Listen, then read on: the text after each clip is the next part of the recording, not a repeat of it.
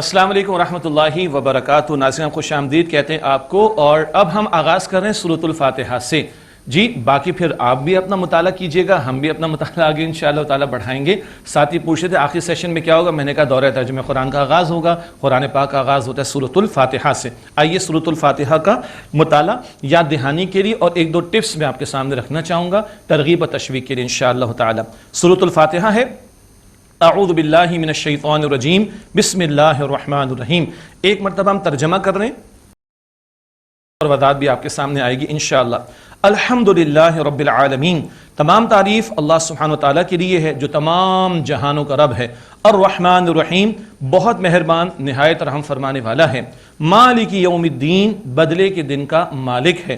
ایاک نعبد و ایاک نستعین, اے اللہ ہم تیری ہی عبادت کرتے ہیں اور تجھ ہی سے مدد مانگتے ہیں. اہدنا الصراط المستقیم, ہمیں سیدھے راستے کی ہدایت عطا فرما. صراط الذین انعمت علیہم, ان لوگوں کا راستہ جن پر تو نے انعام فرمایا. غیر المغضوب علیہم, نہ وہ کہ جن پر غضب کیا گیا. ولا الضالین, اور نہ وہ جو گمراہ ہوئے. یہ سورۃ الفاتحہ, اس کے اختتام پر ہم پڑھتے ہیں آمین. یہ حدیث مبارک میں ہمیں سکھایا گیا, اور آمین کا ترجمہ اے اللہ قبول فرما یا اے اللہ ایسا ہی ہو جائے. یہ ہے سورۃ الفاتحہ, قرآن حکیم کی سب سے پہلی سورت مصحف کی ترتیب کے اعتبار سے. اس کی بڑی فضیلتیں ہیں. ہر نماز کی ہر رکعت میں اس کو نبی اکرم صلی اللہ علیہ وسلم نے جاری فرما دیا, اور آپ کی حدیث مبارک بخاری شریف میں لا صلاۃ الا بفاتحۃ الکتاب, فاتحۃ الکتاب اوپننگ سورہ آف دا قرآن, سورہ فاتحہ کے بغیر نماز نہیں ہوتی. اسی طرح آپ نے فرمایا یہ قرآن پاک کی عظیم ترین سورت ہے. اسی طرح آپ نے فرمایا کہ دو نور ایسے ہیں جو میرے سوا کسی کو عطا نہ ہوئے, ایک سورۃ الفاتحہ اور ایک سورۃ البقرہ کی آخری دو آیات جو معراج کی شب نبی علیہ السلام کو آسمانوں پر عطا ہوئی. تو آپ نے فرمایا کہ دو نور ایسے ہیں میرے سوا کسی کو عطا نہ ہوئے. آپ نے فرمایا سورہ فاتحہ یہی سبع من المثانی, سورہ ہجر آیت 87 میں یہ بات آئی ہے, سبع من المثانی, بار بار دہرائے جانے والی 7 آیات. تو اللہ کے نبی علیہ السلام نے فرمایا یہی سورہ فاتحہ سبع من المثانی ہے, بار بار دہرائے جانے والی 7 آیات. والقرآن العظیم, اور یہ قرآن عظیم ہے. اور آپ فرماتے صلی اللہ علیہ وسلم اس کی مثال نہ تورات میں ہے اور نہ انجیل میں ہے اور نہ کہیں اور.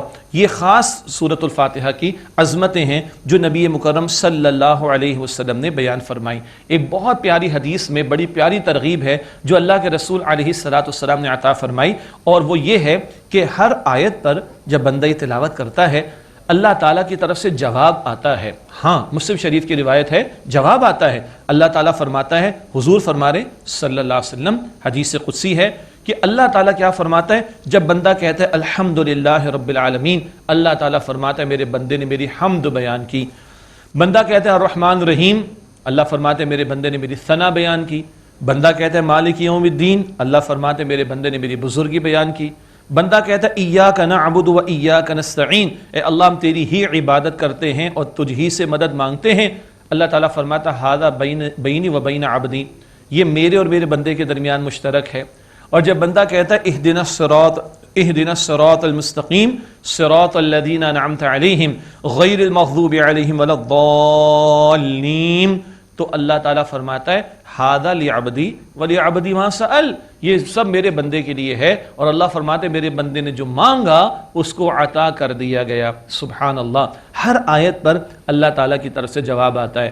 تو بھائی ہمارے تو کہتے ہیں بہت بڑے قاری صاحب ہیں, ایک ہی سانس میں سورہ فاتحہ پڑھ جاتے ہیں. سبحان اللہ بھائی, وہ اپنے گلے کی قوت کا اظہار ایک الگ شے ہے, لیکن مسنون تلاوت کیا ہے؟ اللہ کے نبی علیہ السلام کی تلاوت کی کیفیت بیان کی گئی. آپ ایک آیت پڑھتے وقف فرماتے رک جاتے, دوسری آیت تلاوت کرتے وقف فرماتے, الحمدللہ رب العالمین وقف, الرحمن الرحیم وقف, مالک یوم الدین وقف.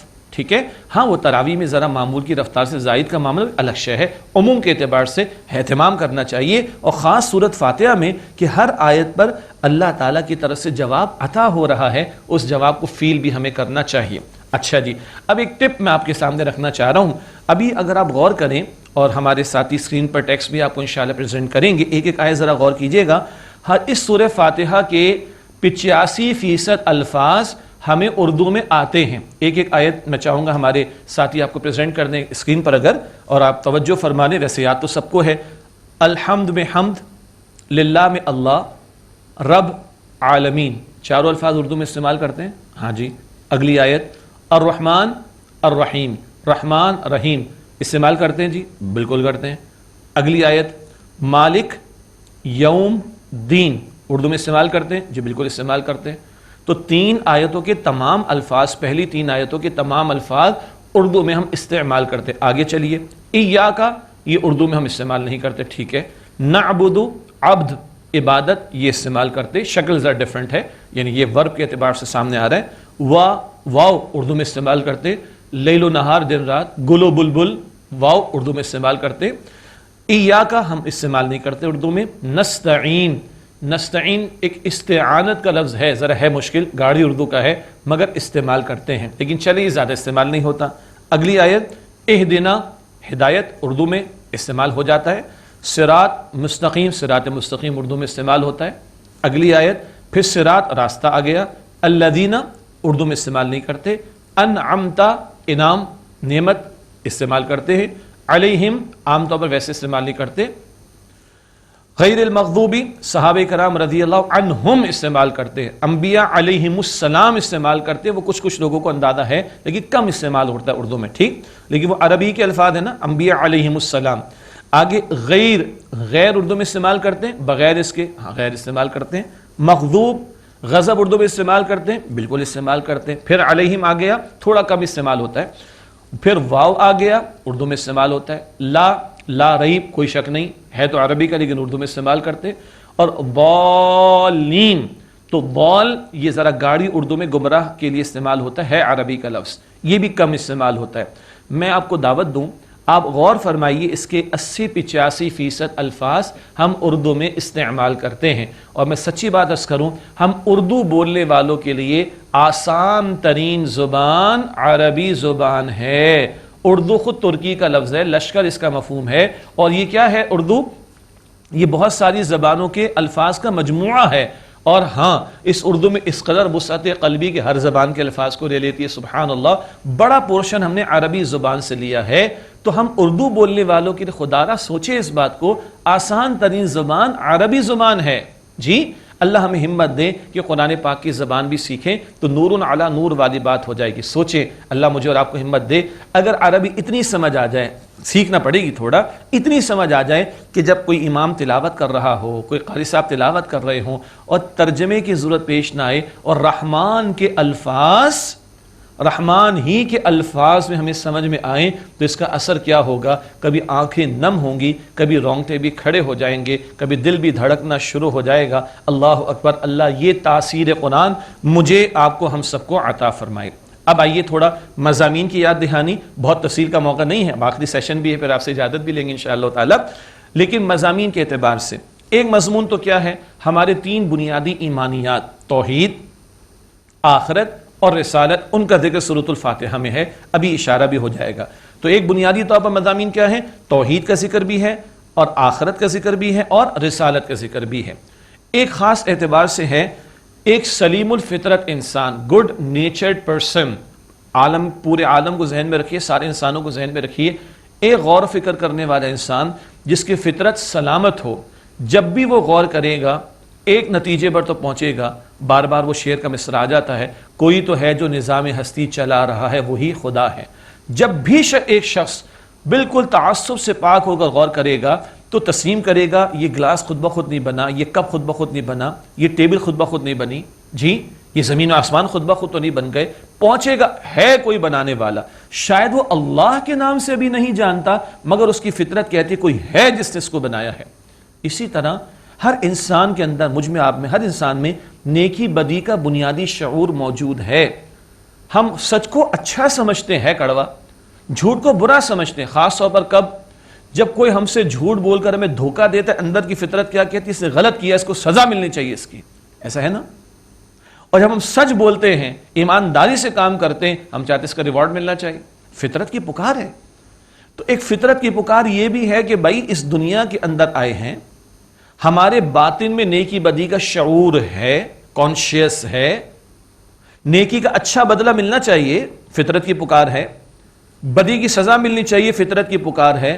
کئی مرتبہ دنیا میں اس کے برعکس ہو رہا ہے، مجرم دندناتے پھرتے ہیں، نیک لوگ مصائب کا شکار ہوتے ہیں۔ تو کیا یہ فطرت کے اندر جو کانشیس رکھا گیا شعور یہ بے مقصد ہے؟ نہیں، کوئی وقت تو آئے کہ نیکی کا بدلہ ملے اور بدی کی سزا ملے۔ فَمَن يَعْمَلْ مِثْقَالَ ذَرَّةٍ خَيْرًا يَرَهُ وَمَن يَعْمَلْ مِثْقَالَ ذَرَّةٍ شَرًّا يَرَهُ۔ یہ آخرت ہے، قرآن بتا دیتا ہے کہ ذرا برابر بھلائی ہے موجود ہوگی، برائی ہے موجود ہوگی۔ انسان کی فطرت سلامت ہو وہ غور و فکر سے یہیں پہنچے گا۔ ہاں، اللہ کے حوالے سے یہاں تک تو پہنچے گا کوئی ہے جس نے اس کائنات کو بنایا اور وہ چلا رہا ہے۔ الٹ اپ نہیں، یہ نظام بے مقصد نہیں، اور یہ نظام بامقصد ہے تو میری تخلیق بھی بامقصد ہے۔ البتہ اس کی تفصیل، وہ کون ہے پیدا کرنے والا، میرا مقصد ہے کیا، میرا ڈیسٹینیشن کیا ہے، میری منزل کیا ہے، یہ عقل نہیں بتا سکتی۔ یہاں بندہ گھٹنے ٹیک کر مجبور ہے کہ دعا کرے، اہدنا الصراط المستقیم، اور یہاں سے پھر رسالت کی اہمیت شروع ہوتی ہے، نبوت کی اہمیت شروع ہوتی ہے۔ پیغمبر آ کر بتاتے کہ تمہارا خالق ہے وہ اللہ ہے، اس نے تمہیں بامقصد بنایا عبادت کے لیے، تمہاری منزل آخرت کی ہے اور اس کی کامیابی ان کاموں کے اندر ہے۔ یہاں سے نبوت کی ضرورت شروع ہوتی ہے۔ میں نے دو باتیں عرض کرنا چاہیے، ایک ہمارے تینوں بنیادی ایمانیات، توحید، آخرت اور رسالت، سورہ فاتحہ میں بات موجود۔ دو، سلیم الفطرت انسان جب غور کرے گا تو خالق تک پہنچے گا ضرور، آخرت تک پہنچے گا ضرور، مگر تفسیر عقل نہیں بتاتی۔ وہاں نبوت کی ضرورت ہے، ہاتھ پھیلانے پر مجبور ہے بندہ تاکہ معلوم ہو کہ خالق کیا چاہتا ہے اور منزل کیا ہے اور اس کی کامیابی کے لیے کیا کرنا ہے اور کن باتوں سے بچنا ہے۔ یہ بنیادی اس میں مضامین ہیں۔ ایک اور انداز سے دیکھیں، وہ جو حدیث میں نے آپ کو سنائی تھی کہ ہر آیت پر جواب آتا ہے، اس کا ایک آغاز میں بیان کرنے سے رہ گیا مجھ سے۔ اللہ تعالیٰ فرماتا ہے قسمت الصلاۃ بینی و بین عبدی نصفین، میں نے صلاۃ یعنی نماز کو، اللہ اکبر سبحان اللہ، یہ سورہ فاتحہ کی بات ہو رہی ہے اس حدیث میں، اور اللہ نے سورہ فاتحہ کے بیان میں صلاۃ ہی کہہ دیا۔ ساری نماز کا اہم ترین حصہ سورۃ الفاتحہ، آگے پوری حدیث سورہ فاتحہ پر ہے، لیکن اللہ فرماتے ہیں میں نے نماز کو اپنے اور اپنے بندے کے درمیان آدھا آدھا تقسیم کر دیا، فنصفھا لی ونصفھا لعبدی، اللہ فرماتے ہیں آدھا میرے لیے ہے اور آدھا میرے بندے کے لیے ہے۔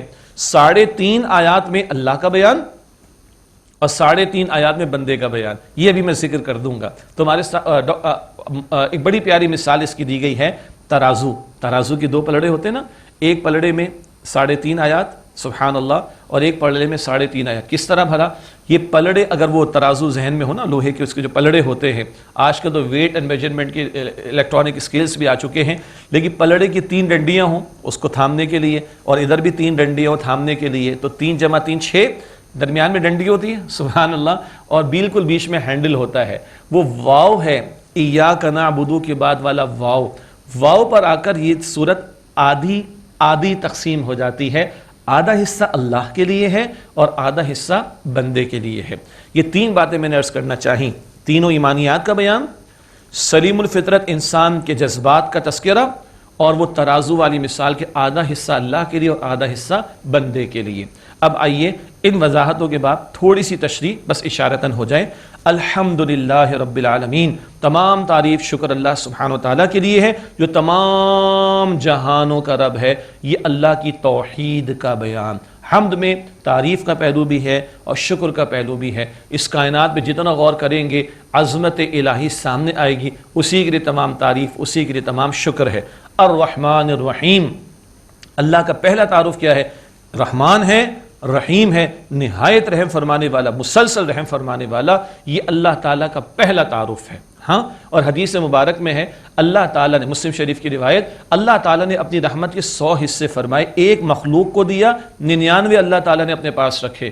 مخلوق میں صرف انسان نہیں، جانور، چرند پرند، ارب ہا ارب انسان اور کھرب ہا کھرب مخلوقات سب شامل۔ اور ایک حدیث میں آتا ہے ایک گھوڑی جب حاملہ یعنی پریگننٹ ہوتی تو احتیاط سے قدم رکھتی ہے کہ اس کے حمل میں موجود بچے کو تکلیف نہ پہنچے۔ یہ بھی اللہ کی رحمت کے 100 میں سے ایک حصے کا ظہور ہے۔ تو جس رب نے 99 حصے اپنے پاس رکھے ہوں گے اس کی رحمت کا عالم کیا ہوگا؟ یہ اللہ کا پہلا تعارف ہے۔ ہاں، وہ رحمان و رحیم تو ہے، مگر مالک یوم الدین، بدلے کے دن کا مالک ہے۔ اس کی رحمت کا تقاضا ہے کہ قیامت برپا ہو، اس کی رحمت کا تقاضا ہے کہ اس کے فرما بردار بندوں کو نوازا جائے، اس کی رحمت کا تقاضا ہے کہ مظلوموں کی داد رسی ہو، اس کی رحمت کا تقاضا ہے کہ مجرمین کو سزا دی جائے، ایسا ہی ہے نا، تو قیامت برپا ہوگی، یہ اس کی رحمت کا تقاضا ہے۔ چنانچہ یہ آخرت کا عقیدہ آ گیا۔ ٹھیک، یہ 3 آیات میں اللہ کی حمد، اللہ کی رحمان و رحیم ہونے کا ذکر اور آخرت کے دن کا یقین، اس کے حوالے سے توجہ دلائی گئی۔ ضمناً ایک بات یہ بھی ہے کہ جب یہ آیات ہم تلاوت کریں تو ترجمے کے ساتھ تھوڑی تشریح پر بھی توجہ رہے، وقت ہوا تو ایک اور نقطہ آپ کے سامنے بعد میں رکھیں گے انشاءاللہ۔ ایاک نعبد، یہاں آ کر یہ آیات 3.5 مکمل ہو رہی ہیں۔ ایاک نعبد، اے اللہ ہم تیری ہی عبادت کرتے ہیں۔ پہچان لیا نا خالق کو، ہے کوئی مالک کو، ہے کوئی، اسی کی عبادت کرنی ہے۔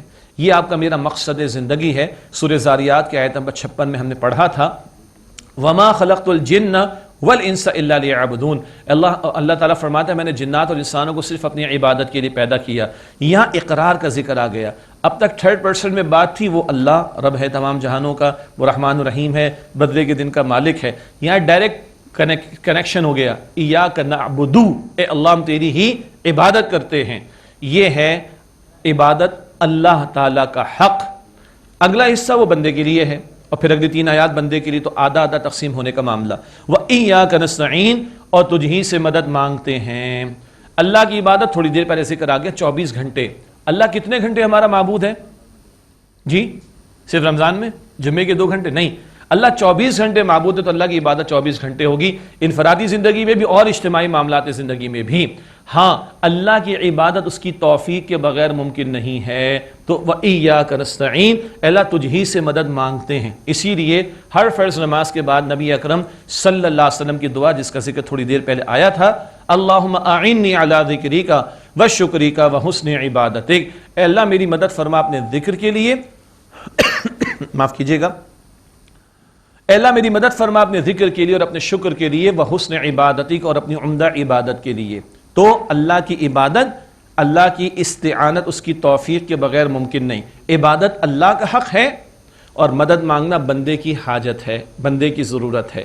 ٹھیک، تو اللہ کا حق ہے عبادت اور بندے کی ضرورت ہے اس کا دعا مانگنا۔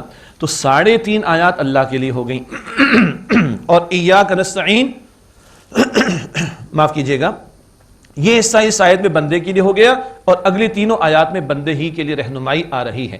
ایک اور ذرا گہرا نقطہ ہے، نعبد اور نستعین عربی میں یہ فعل مضارع ہے۔ ایک ہوتا ہے فعل ماضی پاسٹ ٹینس، عربی میں ہوتا ہے فعل مضارع جس میں پریزنٹ اور فیوچر دونوں کا ترجمہ ہوتا ہے، حال اور مستقبل دونوں کا ترجمہ۔ ہمارے استاد فرمایا کرتے تھے بھائی دونوں ترجمے ذہن میں رکھو، ورنہ بہت بڑا دعویٰ ہے، کیا علم تیری ہی عبادت کرتے ہیں، بہت بڑا دعویٰ ہے، اور کرتے رہیں گے۔ اب یہ ذرا بات بیلنس ہو جائے گی، ہم تجھ ہی سے مدد مانگتے ہیں، بہت بڑا دعویٰ ہے، اور مانگتے رہیں گے، فیوچر کا ترجمہ مستقبل کا، یہ بات بیلنس ہو جائے گی۔ یہ 2 ترجمے بھی ذہن میں رہیں عربی اسلوب فعل مضارع کے اعتبار سے۔ اگلی 3 آیات تمام کی تمام بندے کے لیے، اہدنا الصراط المستقیم، اے اللہ ہمیں سیدھے راستے کی ہدایت عطا فرما دے۔ بہت تفصیل کا موقع نہیں، بندہ دعا کرتا ہے، اللہ تعالیٰ قرآن پیش کر دیتے ہیں ہمارے سامنے، گو کہ سورہ فاتحہ بھی قرآن پاک کا حصہ ہے، ادھر دعا ادھر جواب، یہ پورا قرآن، ذالک الکتاب لا ریب فیہ، یہ قرآن وہ کتاب ہے جس میں کوئی شک نہیں ہے۔ تو صراط مستقیم یہ پورا قرآن ہے، اور حدیث ہے جامع ترمذی میں نبی اکرم صلی اللہ علیہ وسلم نے فرمایا وَهُوَ الصِّرَاطُ الْمُسْتَقِيمُ، یہ قرآن حکیم ہی سیدھا راستہ ہے۔ البتہ سیدھا راستہ کتابی شکل میں عطا ہو رہا ہے، اور راستے پر چلنے والوں کا ذکر بھی آ رہا ہے۔ کتاب بھی ضروری ہے اور افراد بھی ضروری ہیں، اور افراد میں ٹاپ پر انبیاء اور رسول اور ان کے سردار محمد مصطفیٰ کریم صلی اللہ علیہ وسلم۔ یہاں سے رسالت کی طرف بھی اشارہ ہو گیا، اللہ پہچان گئے مگر تجھے کیسے مانیں، تیری عبادت کیسے کریں، مان گئے آخرت ہے تیاری کیسے کریں، ہمیں تو ہدایت دے دے۔ اور یہ ہدایت زندگی کے تمام گوشوں میں، انفرادی معاملات میں بھی اور اجتماعی معاملات میں بھی ضروری، فرد کے معاملات کے لیے بھی ضروری، اور حاکم اور محکوم ہو، آجر اور اجیر ہو، امپلائر یا اور امپلائی ہو جی، اور حکمراں اور رعایا، مرد اور عورت میں توازن کدھر ہے، آجر اور اجیر میں توازن کدھر ہے، حاکم اور محکوم میں توازن کدھر ہے، یہ عقل انسانی نہیں سکھا سکتی۔ یہاں بندہ گھٹنے ٹیک کر مجبور ہے کہ اللہ کے سامنے ہاتھ پھیلا دے، اہدنا الصراط المستقیم، اللہ سیدھے راستے کی ہدایت دے دے۔ اور اب یاد آیا، نوٹ کیا تھا آپ نے، کہاں تک ہدایت کے محتاج ہیں؟ بس کلمہ پڑھ لیا؟ نہیں۔ ماہ رمضان میں محنت کر لی؟ نہیں۔ ایک دفعہ دورہ ترجمہ قرآن سن لیا؟ نہیں۔ ہاں، مرتے وقت کلمہ مل گیا؟ نہیں۔ قبر میں راحت مل گئی؟ نہیں۔ حشر کے میدان میں آسانی ہو گئی؟ نہیں۔ الصراط یعنی پل صراط سے گزار دیے گئے؟ نہیں۔ جنت میں داخلے تک ہدایت کے محتاج ہے نا۔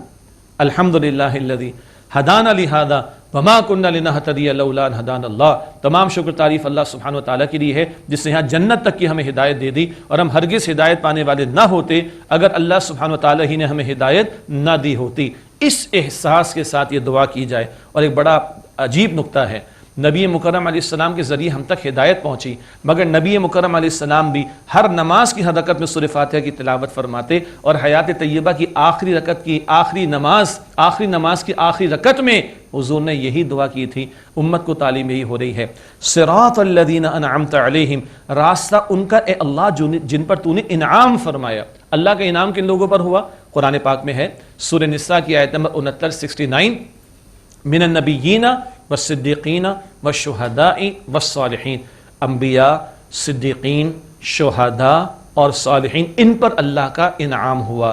تو کتاب بھی ضروری اور انعام یافتہ افراد بھی ضروری، ان میں ٹاپ پر انبیاء اور انبیاء کے سردار امام الانبیاء صلی اللہ علیہ وسلم۔ حاصل کلام، کتاب بھی ضروری اور صاحب کتاب صلی اللہ علیہ وسلم بھی ضروری، قرآن پاک بھی ضروری اور سنت رسول بھی ضروری صلی اللہ علیہ وآلہ وسلم۔ اور ابھی صورت مکمل نہیں ہوئی، آگے فرمایا غیر المغضوب علیہم، نہ وہ کہ جن پر غضب کیا گیا، ولا الضالین، اور نہ وہ جو گمراہ ہو گئے۔ مسند احمد میں حدیث ہے، اللہ کے نبی علیہ السلام نے خود فرمایا مغضوب علیہم، غضب کن پر ہوا؟ یہود پر۔ ضالین، گمراہ کون ہوئے؟ حضور نے فرمایا نصارہ۔ اور آپ کو یاد ہے دورہ ترجمہ قرآن میں ہم نے شروع میں بات کی تھی، البقرہ کا مطالعہ کریں یہود کا ذکر زیادہ ہے، آل عمران کا مطالعہ کریں نصارہ کا ذکر زیادہ ہے۔ ان کے کرتوت اللہ نے ہمارے سامنے رکھے، جن حرکتوں میں مبتلا ہوئے تم ان سے بچو۔ یہ ہر نماز کی ہر رکعت میں ہمیں تلاوت کرنے کو کہا گیا، یہود کے کرتوت سے بچو، نصارہ کی حرکتوں سے بچو۔ ان لوگوں نے کتاب کو پس سے پش ڈالا، پیغمبروں کا ساتھ چھوڑ دیا، پیغمبروں کا مشن میں ان کا ساتھ نہ دیا، دنیا کی محبت میں ڈوب گئے، رہبانیت جیسی بدعت اختیار کر لی نصارہ نے، من چاہی باتوں کو دین کے طور پر اختیار کر لیا۔ تم وہ حرکتیں نہ کرنا جو انہوں نے کی، جس کی وجہ سے وہ اللہ کے غضب کا شکار ہوئے۔ یہ پیغام بھی ہر نماز کی ہر رکعت میں ہمیں مل رہا ہوتا ہے۔ یہ آخری حصہ دعا ہی دعا ہے، اور اس صورت کا ایک نام تعلیم مسئلہ بھی ہے۔ اللہ تعالیٰ نے دعا کرنے کا طریقہ اور سلیقہ بھی سکھا دیا، اللہ کی بڑائی بیان کرو پھر اللہ تعالیٰ سے دعا کرو۔ اس کے اختتام پر ہم پڑھتے ہیں آمین، اے اللہ قبول فرما، یعنی اے اللہ ایسا ہی ہو جائے۔ ناظرین کرام، اتنا ہی کافی ہے اور پروگرام کا وقت بھی مکمل ہو رہا ہے۔ اور امام احمد بن حنبل رحمۃ اللہ علیہ کے چھوٹا سا کتابچہ ہے، اور فرماتے تم سورہ فاتحہ کیسے پڑھ کے گزر جاتے ہو؟ اللہ کی نعمتیں یاد کر کے تمہیں رونا نہیں آتا؟ اللہ کی رحمت کا ذکر سن کر تمہیں رونا نہیں آتا؟ بدلے کے دن کا ذکر کر کے تمہیں رونا نہیں آتا؟ عبادت کا ذکر کر کے تمہیں احساس نہیں ہوتا؟ مدد مانگنے کی محتاجی کا ذکر ہوتا ہے تو تمہیں اپنی بے بسی کا اندازہ نہیں ہوتا؟ صراط مستقیم کا ذکر ہوتا ہے تو تمہیں اس کی حاجت کا احساس نہیں ہوتا؟ مغضوب علیہم ضالین کا ذکر ہوتا ہے تو ان کے کرتوتوں سے بچنے کا تمہارے اندر خیال پیدا ہوتا ہے کہ نہیں؟ اللہ تعالیٰ یہ توجہ مجھے، آپ کو، ہم سب کو عطا فرمائے۔ یہ ہم نے آغاز کر دیا، اب آپ بھی آگے بڑھیں، ہم بھی انشاءاللہ آگے بڑھیں گے۔ اللہ تعالیٰ سے دعا کر لیتے ہیں اس سارے پہلو کے اعتبار سے۔ یہ 30ویں شب بھی مل گئی، آئیے اللہ تعالیٰ سے ہم دعا کر کے اس پروگرام کو مکمل کرتے ہیں، اور اسی کے ساتھ انشاءاللہ ناظرین کرام آپ سے اجازت چاہیں گے، پھر کسی اور پروگرام میں انشاءاللہ آپ سے ملاقات کا سلسلہ رہے گا۔ آئیے دعا کر لیتے ہیں۔ بسم اللہ الرحمن الرحیم، یا ذا الجلال والاکرام، یا اکرم الاکرمین، یا ارحم الراحمین، یا رب السماوات والارض، یا مالک الملوک، اللہم صلی علی محمد وعلی آل محمد وبارک وسلم۔